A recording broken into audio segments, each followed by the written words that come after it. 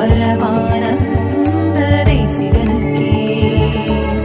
தேசநலனை பெரிதாக எண்ணி தேசிகன் ஆக்கிய குடிலப்பா நேசக்கரம் கொண்டு வருபவர்க்கு